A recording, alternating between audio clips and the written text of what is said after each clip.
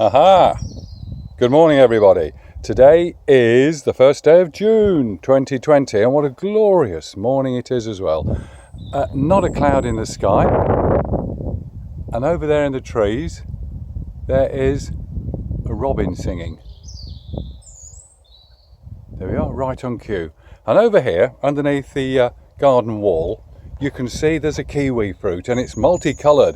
And it's multicoloured for a very good reason. In fact, the frost that we had 2.5 weeks ago now caused a lot of damage.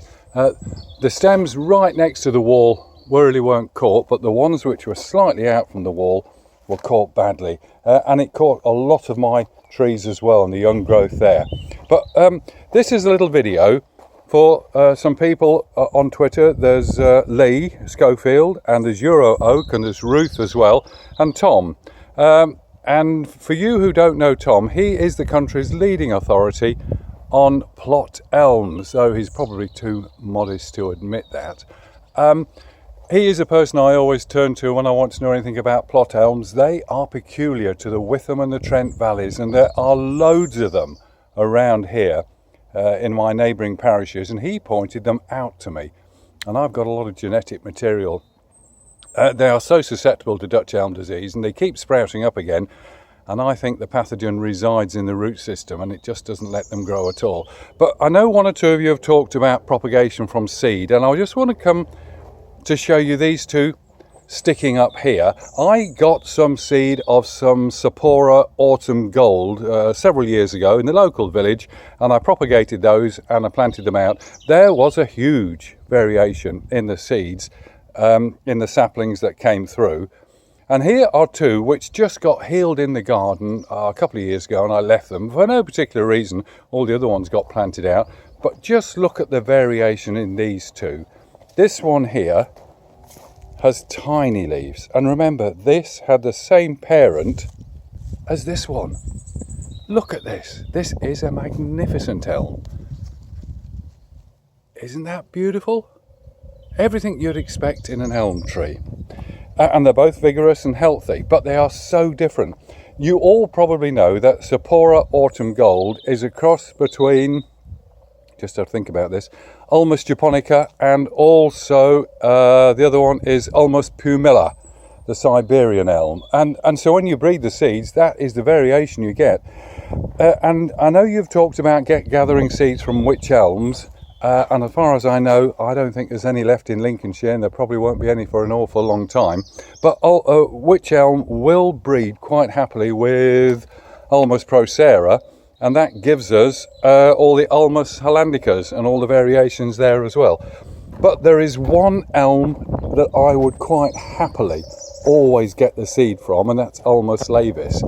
These are all elm trees here which are going to be planted out. Most of this material and the plants have been bred by Spanish or Italian institutions, and I might talk about those another day. But at the end here, I just want to bring you down and show you these. Tucked away down here. Just check out these bad boys. Look at these, aren't they beautiful? And I think there's 9 of them here now. And these are Ulmus Laevis. Do you know, there's just a little bit of a breeze on this morning, and what happens, I get a bit of wind noise on this phone, so if I can just lift one up, there we are, I can lift this one up, and I'll just take it round the corner, and I'll show you in a bit more detail. Ulmus Laevis, yes, it is the European white elm, and it grows in huge numbers in Central and Southern Europe, and it probably wasn't a native to this country. But the one thing about Ulmus Laevis is that it does not interbreed with other elm trees, and so when you gather seeds from them, and I only know of one of them in this country, and that's down in Ladywell, which is just south of Lewisham. There we are, I don't know if you can see that, that says Ladywell. There we go. And I got these seeds this time last year. Ladywell Park, in fact, if you get off of the overground station, come out the gates, turn right, and immediately there's the entrance to Ladywell Park. One side of it is bounded by the River Ravensbourne, and the other way is the railway line. And if you go right to the south end of the park, there is several trees there Underneath one of them is a plaque, and it says that that is one of the surviving elm trees, and it is named as an Ulmus hollandica claimer. No, it is not. It is an Ulmus Laevis. And I know that because the person who first identified it was Peter Bourne, and he is the country's probably the leading authority on elm identification.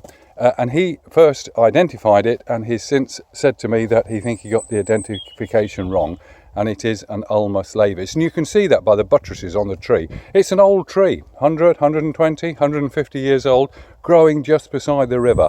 Ulmus Laevis can survive months with its roots waterlogged. It does not mind it at all.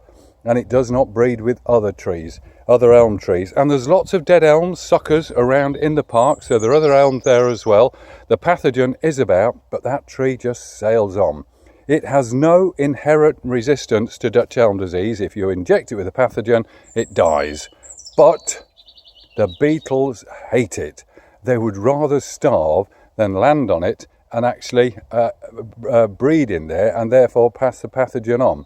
So if I would say to you, and it's not impossible to find these trees, there must be other ones, and Tom tells me there is one somewhere in Yorkshire, and also I think you might find one at the Royal Botanical Gardens in Edinburgh, but you want to talk to Max Coleman about that. He'll be the one to guide you in the right direction. But that is one of the trees that I would really seek out, try and get the seeds from, and see if you can propagate them. I got these seeds the first week of last June, and I was scrambling about trying to find some nuts inside the seed, and I couldn't find any. In the end, I got a carrier bag, and I found one or two little gullies by the path, and they were just full of seeds, so I stuffed handfuls into the carrier bag, brought them back to Lincolnshire, and just buried them all, and about 10 or 15 came through, and out of those 9 have survived. And you can see last year, the height it got last year was about, I should say, about 6 inches, something like that, just over 9 inches, and then it's just burst out, as all the other ones have this spring, and they are all identical. So if you are going to breed from seed, I would recommend to you that you try and search these trees out. There are the odd tree in Lincolnshire, which Tom and I know about, but the default position is they all have zero resistance, and although their seedlings will have zero resistance. So we've got to look at something else. Now, the other trees I just showed you around the corner, and I'll go back round again, and I'm really excited about these, to get this sort of material. It was quite a job getting hold of some of these trees. On the right hand side you'll see over here, these are all the Laevis. All these other ones, I'll talk to you about them individually on another video, because my goodness me, there's huge potential for these. They have been injected at high rates, anomaly, what's the word I'm looking for? Hugely high rates of the pathogen, and they have survived. And these are the offspring of those trees. Anyway, I shall talk to you another day about elms. Okay, bye-bye.